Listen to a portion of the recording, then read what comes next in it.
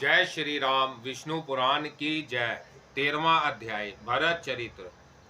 श्री मैत्रेय जी बोले, हे भगवान, मैंने पृथ्वी, समुद्र, नदियों और ग्रह गण की स्थिति आदि के विषय में जो कुछ पूछा था सो सब आपने वर्णन कर दिया।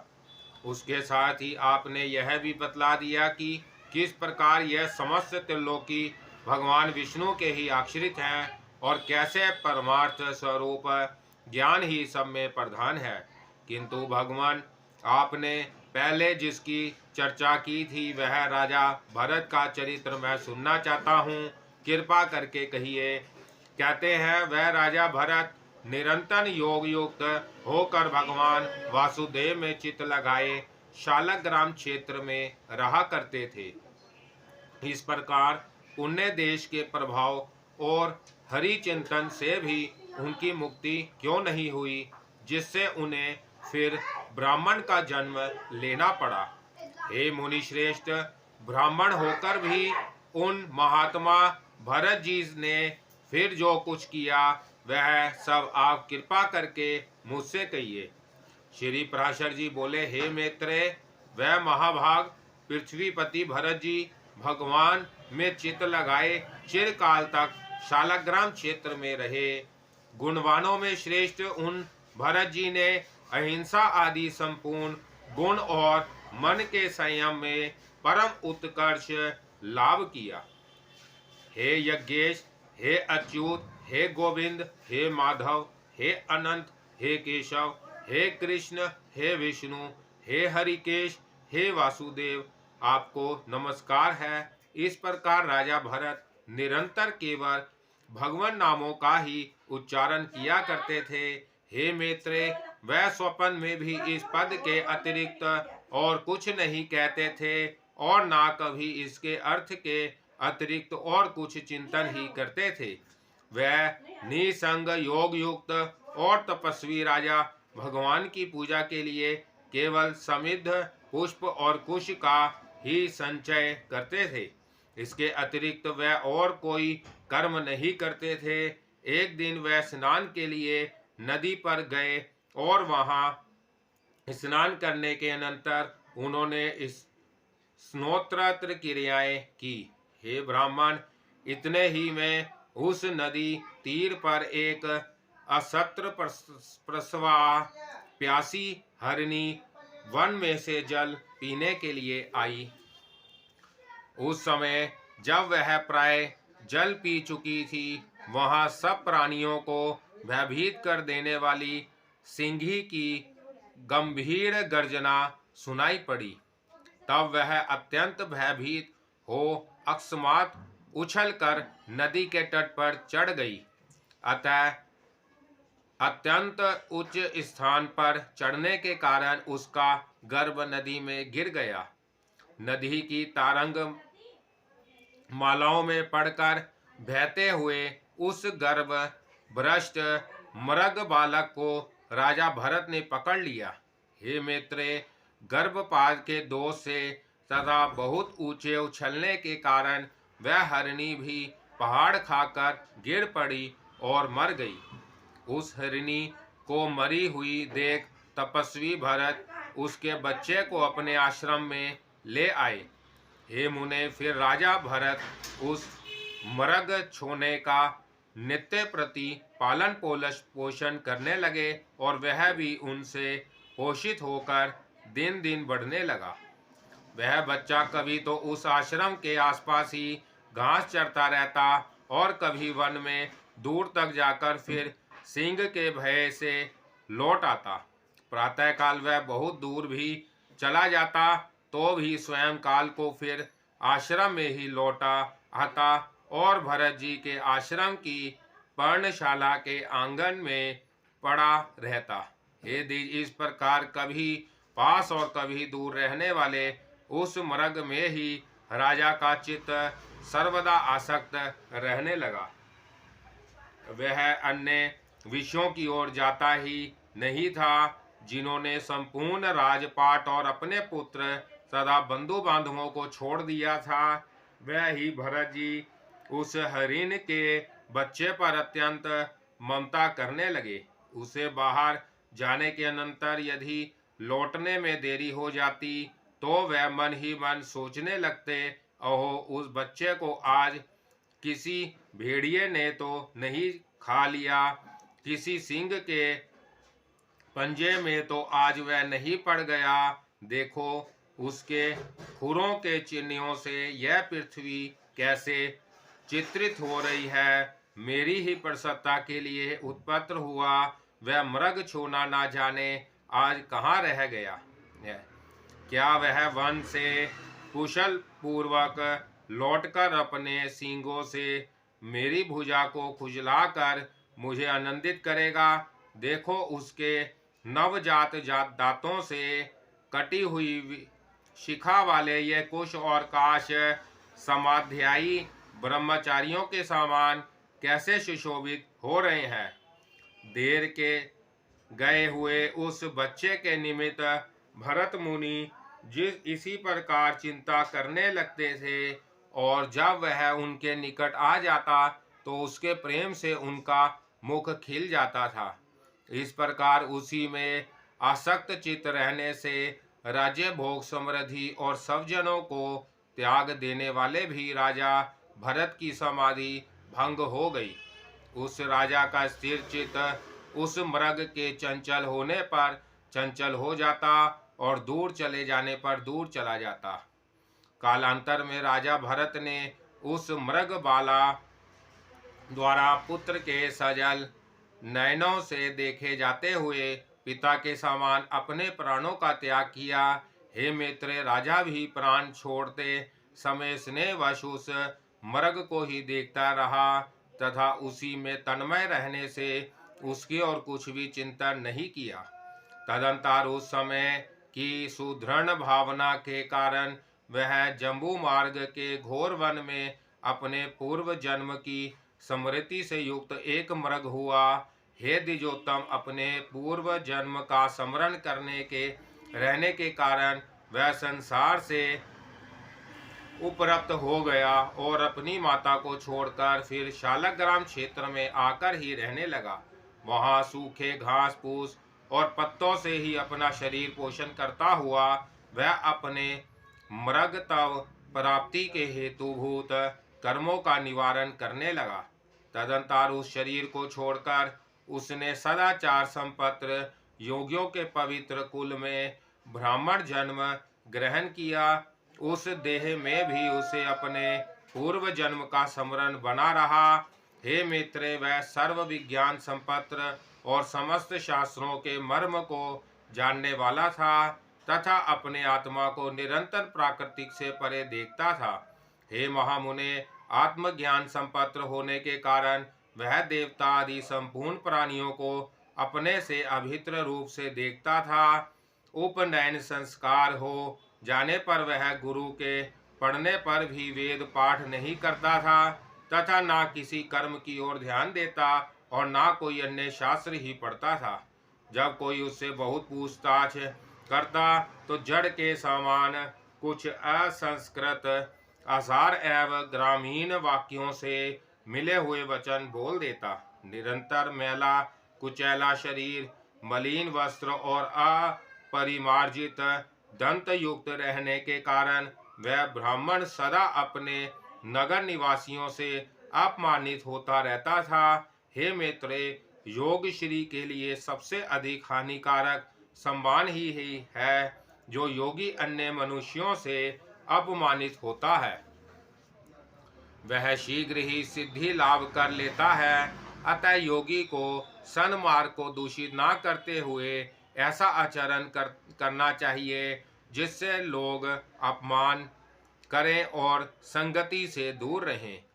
हिरण्यगर्भ के इस सार युक्त वचन को स्मरण रखते हुए वह महामती विप्रवर अपने आप को लोगों में जड़ और उन्मत्त सा ही प्रकट करते थे। कुलमाश, धाक, शाक, जंगली फल अथवा कर्ण आदि जो कुछ भाष्य मिल जाता उस सोडे से को भी बहुत मानकर वह उसी को खा लेते और अपना कालक्षेप करते रहते। फिर पिता के शांत हो जाने पर उनके भाई बंधु उनका सड़े गले अत्र से पोषण करते हुए उनसे खेती बाड़ी का कार्य कराने लगे। वह बेल के समान पुष्प शरीर वाले और कर में जड़वतः नितेष्ट थे, अतः केवल आहार मात्र से ही वह सब लोग के यत्न बन जाते थे। उन्हें इस प्रकार संस्कार शून्य और ब्राह्मण वेश के विरुद्ध आचरण वाला देख रात्रि के समय प्रशत राज के सेवकों ने बलि की विधि से सुसज्जित कर काली का बलि पशु बनाया, किंतु इस प्रकार एक परम योगीश्वर को बलि के लिए उपस्थित देख महाकाली ने एक तीक्ष्ण खग ले उस क्रूर कर्मराज सेवक का गला काट डाला और अपने पार्षदों सहित उसका तीखा रुधिर पान किया। तदंतर एक दिन महात्मा सोवीर राज कहीं जा रहे थे। उस समय उनके बेगारियों ने समझा कि यह भी बेगार के ही योग्य है। राजा के सेवकों ने भी भस्म में छिपे हुए अग्नि के समान उन महात्मा का रंग ढंग देखकर उन्हें बेगार के योग्य समझा। हे द्विज, उन सेवीर राज ने मोक्ष धर्म के ज्ञाता महामुनि कपिल से यह पूछने के लिए कि इस दुखमय संसार में मनुष्यों का शय किसमें है, शिबिका पर चढ़कर यशुमती नदी के किनारे उन महर्षि के आश्रम पर जाने का विचार किया। तब राजसेवक के कहने से भरत मुनि भी उसकी पालकी को अन्य बेगारियों के बीच में लगकर वहन करने लगे। इस प्रकार बेगार में पकड़े जाकर अपने पूर्व जन्म का स्मरण रखने वाले संपूर्ण विज्ञान के एकमात्र पात्र व विप्रवर अपने पापमय प्रारब्ध का क्षय करने के लिए उस शिबिका को उठाकर चलने लगे। बुद्धिमानों में श्रेष्ठ द्विजवर तो 4 हाथ भूमि देखते हुए मंद गति से चलते थे, किंतु उनके अन्य साथी जल्दी जल्दी चल रहे थे। इस प्रकार शिबिका की विषम गति देखकर राजा ने कहा, अरे शिबिका वहा को, यह क्या करते हो? समान गति से चलो। किंतु फिर भी उसकी गति उसी प्रकार विषम देखकर राजा ने फिर कहा, अरे क्या है, इस प्रकार असमान भावों से क्यों चलते हो? राजा के बराबर ऐसे वचन सुनकर वह शिबिका वाहन कहने लगे, हम में से एक यही धीरे धीरे चलता है। राजा ने कहा, अरे तूने तो अभी मेरी शिबिका को थोड़ी ही दूर वहन किया है, क्या इतने ही में थक गया? तू वैसे तो बहुत मोटा मुशंडा दिखाई देता है, फिर क्या तुमसे इतना भी श्रम नहीं सह जाता?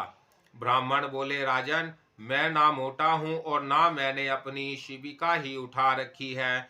मैं थका भी नहीं हूँ और ना मुझे श्रय सहन करने की ही आवश्यकता है। राजा बोले, अरे तू तो प्रत्यक्ष ही मोटा दिखाई दे रहा है। इस समय भी शिबिका तेरे कंधे पर रखी हुई है और बोझा ढोने से देहधारियों को श्रम होता ही है। ब्राह्मण बोले, राजन, तुम्हें प्रत्यक्ष क्या दिखाई दे रहा है? मुझे पहले यही बताओ। उसके बलवान अथवा अबलवान आदि विशेषणों की बात तो पीछे करना, तूने मेरी शिबिका का वहन किया है। इस समय भी वह तेरे ही कंधों पर रखी हुई है। तुम्हारा ऐसा कहना सर्वथा मिथ्या है। अच्छा, मेरी बात सुनो। देखो, पृथ्वी पर तो मेरे पैर रखे हैं, पैरों के ऊपर जंगाएं हैं और जंगाओं के ऊपर दोनों उरु तथा उरुओं के ऊपर उदर है। उदर के ऊपर वक्षस्थल, बाहु और कंधों की स्थिति है तथा कंधों के ऊपर यह शिबिका रखी है। इसमें मेरे ऊपर कैसे बोझा रहा है? इस शिबिका में जिसे तुम्हारा कहा जाता है वह शरीर रखा हुआ है। वास्तव में तो तुम वहाँ हो और मैं यहाँ हूँ, ऐसा कहना सर्वथा मिथ्य है। हे राजन, मैं तुम और अन्य भी समस्त जीव पंचभूतों से ही वहन किए जाते हैं तथा यह भूत वर्ग भी गुणों के प्रभाव में पड़कर ही बहा जा रहा है। हे पृथ्वीपते, हे सत्वादी गुण भी कर्मों के वशीभूत हैं और समस्त जीवों में कर्म अविद्याजन्य ही है। आत्मा तो शुद्ध अक्षर शांत निर्गुण और प्राकृतिक से परे है, तथा समस्त जीवों में वह एक ही ओतप्रोत है, अतः उसके वृद्धि अथवा क्षय कभी नहीं होते। हे नरप, जब उसके उपचय अपचय ही नहीं होते तो तुमने यह बात किस युक्ति से कही कि तू मोटा है? यदि क्रमशः पृथ्वी, पाद, जंगा, कटी, अरु और उधर पर स्थित कंधों पर रखी हुई यह शिविका मेरे लिए भार रूप हो सकती है, तो उसी प्रकार तुम्हारे लिए भी हो जा सकती है। तथा इस युक्त से तो अन्य समस्त जीवों ने भी केवल शिविका ही नहीं बल्कि संपूर्ण पर्वत, वृक्ष, ग्रह, पृथ्वी आदि का भार उठा रखा है। हे राजन, जब प्राकृतिक जन्य कारणों से पुरुष सर्वदा भित्र है तो उसका परिश्रम भी मुझको कैसे हो सकता है? और जिस द्रव्य से यह शिविका बनी हुई है उसी से यह आपका, मेरा अथवा और सबका शरीर भी बना है, जिसमें कि ममत्व का आरोप किया हुआ है। श्री पराशर जी बोले, ऐसा कह वह द्विजवर शिविका को धारण किए हुए ही मौन हो गए और राजा ने भी तुरंत पृथ्वी पर उतरकर उनके चरण पकड़ लिए। राजा बोला, अहो द्विजराज, इस शिविका को छोड़कर आप मेरे ऊपर कृपा कीजिए। प्रभु कृपा बताइए, इस जड़ वेश को धारण किए आप कौन है? हे विधान, आप कौन है? किस निमित्त से यहाँ आपका आना हुआ तथा आने का क्या कारण है? यह सब आप मुझसे कहिए। मुझे आपके विषय में सुनने की बड़ी उत्कंठा ही हो रही है। ब्राह्मण बोले, हे राजन सुनो, मैं अमूक हूँ, यह बात कही नहीं जा सकती, और तुमने जो मेरे यहाँ आने का कारण पूछा सो आना जाना आदि सभी क्रियाएं कर्म फल के उपभोग के लिए ही हुआ करती हैं। सुख दुख का भोग ही देह आदि की प्राप्ति कराने वाला है, तथा धर्माधर्मजन्य सुख दुखों को भोगने के लिए ही जीव देहादि धारण करता है।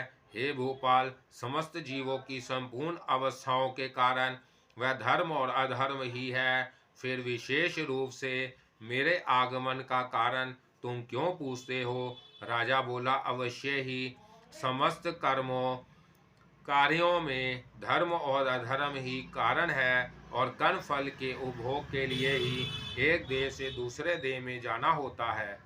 किंतु आपने जो कहा कि मैं कौन हूँ यह नहीं बताया जा सकता, इसी बात को सुनने की मुझे इच्छा हो रही है। हे ब्राह्मण, जो है वही मैं हूँ, ऐसा क्यों नहीं कहा जा सकता? हे द्विज, यह अहम शब्द तो आत्मा में किसी प्रकार के दोष का कारण नहीं होता। ब्राह्मण बोले, हे राजन, तुमने जो कहा कि अहम शब्द से आत्मा में कोई दोष नहीं आता सो ठीक ही है, किंतु अनात्मा में ही आत्म तत्व का ज्ञान कराने वाला भ्रांति मूलक अहम शब्द ही दोष का कारण है। हे नरप, अहम शब्द का उच्चारण जिह्वा, दंत, ओष्ठ और तालु से ही होता है, किंतु यह सब उस शब्द के उच्चारण के कारण है, अहम नहीं। तो क्या जिह्वादि कारणों के द्वारा यह वाणी ही स्वयं अपने को अहम कहती है? नहीं, अतः ऐसी स्थिति में तू मोटा है ऐसा कहना भी उचित नहीं है। फिर तदा कर चरणादि रूप यह शरीर भी आत्मा से पृथक ही है। अतः हे राजन, इस अहम शब्द का मैं कहाँ प्रयोग करूं? तथा हे नरप श्रेष्ठ, यदि मुझसे भीतर कोई और भी सजातीय आत्मा हो तो भी यह मैं हूँ और यह अन्य है ऐसा कहा जा सकता था, किंतु जब समस्त शरीरों में एक ही आत्मा विराजमान है तथा आप कौन है, मैं वह हूँ, ये सब वाक्य निष्फल ही है। तू राजा है, यह शिविका है, ये सामने शिविका वाहन है, तथा ये सब तेरी प्रजा है। हे नृप, इनमें से कोई भी बात परमार्थ सत्य नहीं है। हे राजन, वृक्ष से लकड़ी हुई हुई और उससे तेरी यह शिविका बनी, तो बता इसे लकड़ी कहा जाए या वृक्ष? किंतु महाराज, वृक्ष पर बैठे हैं ऐसा कोई नहीं कहता, और ना कोई तुझे लकड़ी पर बैठा हुआ ही बताता है। सब लोग शिविका में बैठा हुआ ही कहते हैं। हे नरव श्रेष्ठ, रचना विशेष में स्थित लकड़ियों का समूह ही तो शिविका है। यदि वह उससे कोई भीतर वस्तु है तो काष्ठा को अलग करके उसे ढूंढो। इसी प्रकार छत्र की शालकाओं को अलग रखकर छत्र का विचार करो कि वह कहाँ रहता है। यही न्याय तुम में और मुझ में लागू होता है। अर्थात मेरे और तुम्हारे शरीर भी पंचभूत से अतिरिक्त और कोई वस्तु नहीं है। पुरुष, स्त्री, गौ, अज, बकरा, अक्ष, गज, पक्षी और वृक्ष आदि लौकिक संज्ञाओं का प्रयोग कर्म हेतुक शरीरों में ही जानना चाहिए। हे राजन, पुरुष जीव तो ना देवता है, ना मनुष्य है, ना पशु है और ना वृक्ष है। यह सब तो कर्मजन्य शरीरों की आकृतियों के ही भेद हैं। लोक में धन, राजा, राजा के सैनिक तथा और भी जो वस्तुएं हैं, हे राजन, वह परमार्थतः सत्य नहीं है, केवल कल्पांतमय ही है। जिस वस्तु की परिमाण आदि के कारण होने वाली कोई संज्ञा कालांतर में भी नहीं होती, वही परमार्थ वस्तु है। हे राजन, ऐसी वस्तु कौन सी है? अपने ही को देख। समस्त प्रजा के लिए तू राजा है, पिता के लिए पुत्र, शत्रु के लिए शत्रु, पत्नी का पति और पुत्र का पिता। हे राजन, बतला मैं तुझे क्या कहूँ? महीपते, तू क्या यह सिर है अथवा ग्रीवा है, या पेट अथवा पदादि में से कोई है? तथा ये सिर आदि भी तेरे क्या है? हे पृथ्वीश्वर, तू इन समस्त अवयवियों से पृथक है, अतः सावधान होकर विचार कि मैं कौन हूँ। हे महाराज, आत्म तत्व इस प्रकार व्यवस्थित स्थित है, उसे सबसे पृथक करके ही बताया जा सकता है, तो फिर मैं उसे अहम शब्द से कैसे बतला सकता हूँ?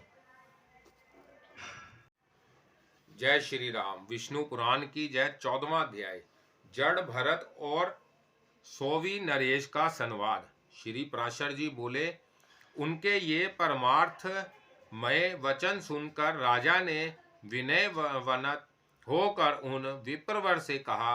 राजा बोले, भगवान, आपने जो परमार्थमय वचन कहे हैं उन्हें सुनकर मेरी मनोवृत्तियां भ्रांत सी हो गई हैं। हे विप्र, आपने संपूर्ण जीवों में व्यापक जिस असंग विज्ञान का दिग्दर्शन कराया है, वह प्राकृतिक से परे बहुत ही है, इसमें मुझे कोई संदेह नहीं है।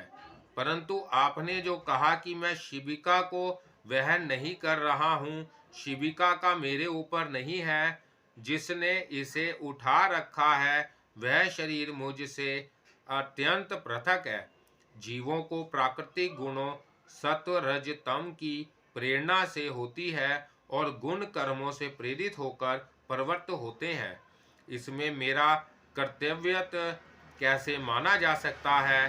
हे परमार्थज्ञ, यह बात मेरे कानों में पड़ते ही मेरा मन परमार्थ का जिज्ञासु होकर बड़ा उतावला हो रहा है। हे द्विज, मैं तो पहले ही महाभाग कपिल मुनि से यह पूछने के लिए कि बताइए, संसार में मनुष्यों का क्षय किस में है, उनके पास जाने को तत्पर हुआ हूँ, किंतु बीच ही में आपने जो वाक्य कहे हैं उन्हें सुनकर मेरा चित्त परमार्थ श्रवण करने के लिए आपकी ओर झुक गया है। हे द्विज, हे कपिल मुनि, सर्वभूत भगवान विष्णु के ही अंश हैं। इन्होंने संसार का मोह दूर करने के लिए ही पृथ्वी का अवतार लिया है, किंतु आप जो इस प्रकार भाषण कर रहे हैं उससे मुझे निश्चय होता है कि वह ही भगवान कपिल देव मेरे हित की कामना से यहाँ आपके रूप में प्रकट हो गए हैं। अतः हे द्विज, हमारा जो परम श्रेय हो वह आप मुझ विनीत से कहिए। हे प्रभु, आप संपूर्ण विज्ञान तरंगों के मानो समुद्र ही हैं।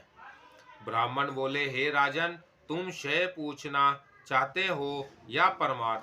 क्योंकि हे भूपते, श्रेय तो सब अपामार्थिक ही है। हे नरप, जो पुरुष देवताओं की आराधना करके धन संपत्ति पुत्र और राजाधि की इच्छा करता है, उसके लिए तो वह ही परम श्रेय है, जिसका फल स्वर्ग लोक की प्राप्ति है, या यज्ञात्मक कर्म ही भी श्रेय है। किंतु प्रधान श्रेय तो उसके फल की इच्छा ना करने में ही है।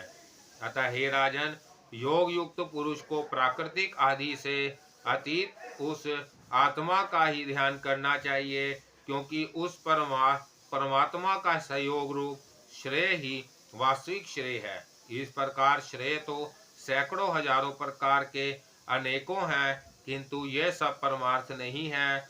अब जो परमार्थ है तो सुनो। यदि धन ही परमार्थ है, तो धर्म के लिए उसका त्याग क्यों किया जाता है, तथा इच्छित भोगों को प्राप्ति के लिए उसका व्यय क्यों किया जाता है? अतः वह परमार्थ नहीं है। हे नरेश्वर, यदि पुत्र को परमार्थ कहा जाए तो वह तो अन्य अपने पिता का परमार्थ भूत है, तथा उसका पिता भी दूसरे का पुत्र होने के कारण उस अपने पिता का परमार्थ होगा। अतः इस चराचर जगत में पिता का कर्तव्य रूप पुत्र भी परमार्थ नहीं है, क्योंकि फिर तो सभी कारणों के कार्य परमार्थ हो जाएंगे। यदि संसार में राज्य आदि की प्राप्ति को परमार्थ कहा जाए तो ये कभी रहते हैं और कभी नहीं रहते। अतः परमार्थ भी अगमापाई हो जाएगा। इसलिए राजादि भी परमार्थ नहीं हो सकते। यदि रक यजु और साम रूप वेदत्री से संपत्र होने वाले यज्ञ कर्म को परमार्थ मानते हो तो उसके विषय में मेरा ऐसा विचार है। हे नरप, जो वस्तु कारण रूप मृतिका का कार्य होती है, वह कारण की अनुगामनी होने से मृतिका रूप ही जानी जाती है। अतः जो क्रिया समिध, धृत और कुशा आदि नाशवान द्रव्यों से संपत्र होती है, वह भी नाशवान ही होगी। किंतु परमार्थ को तो प्रज्ञा पुरुष अविनाशी बतलाते हैं, और नाशवान द्रव्यों से निष्पत्र होने के कारण कर्म नाशवान ही है, इसमें संदेह नहीं। यदि पलाश से रहित निष्काम कर्म को परमार्थ मानते हो तो वह तो मुक्ति रूप फल का साधन होने से साधन ही है, परमार्थ नहीं। यदि देहादि से आत्मा का पार्थक्य विचार कर उसके धन्य करने को परमार्थ कहा जाए तो वह तो अनात्मा से आत्मा का भेद करने वाला है, और परमार्थ में भेद है ही नहीं। अतः वह भी परमार्थ नहीं हो सकता। यदि परमात्मा और जीवात्मा के संयोग को परमार्थ कहे तो ऐसा कहना सर्वथा मिथ्य है, क्योंकि अन्य द्रव्य से अन्य द्रव की एकता कभी नहीं हो सकती। अतः हे राजन, निसंदेह ये सब श्रेय ही है, परमार्थ नहीं। अब जो परमार्थ है वह मैं संक्षेप से सुनाता हूँ, श्रवण करो। आत्मा एक व्यापक, सम, शुद्ध, निर्गुण और प्राकृतिक से परे है। वह जन्म, वृद्धि आदि से रहित, सर्वव्यापी और अव्यय है। हे राजन, वह परम ज्ञानमय है। असत, नाम और जाति आदि से उस सर्वव्यापक का सहयोग ना कभी हुआ, ना है और ना होगा। वह अपने और अन्य प्राणियों के शरीर में विद्वान रहते हुए भी एक ही है। इस प्रकार का जो विशेष ज्ञान है वही परमार्थ है। देत भावना वाले पुरुष तो अपमार्गदर्शी है। जिस प्रकार अभित्र भाव से व्यापक एक ही वायु के बांसुरी के छिद्रों के भेद से षडज आदि भेद होते हैं, उसी प्रकार शरीरादि उपाधियों के कारण एक ही परमात्मा के देवता मनुष्य आदि अनेक भेद प्रतीत होते हैं। एक रूप आत्मा के जो नाना भेद है वो ब्रह्मा देहादि की कर्म प्रवृत्ति के कारण ही हुए हैं। देवादि शरीरों के भेद का निराकरण हो जाने पर वह नहीं रहता, उसकी स्थिति तो अविद्या के आवरण तक ही है।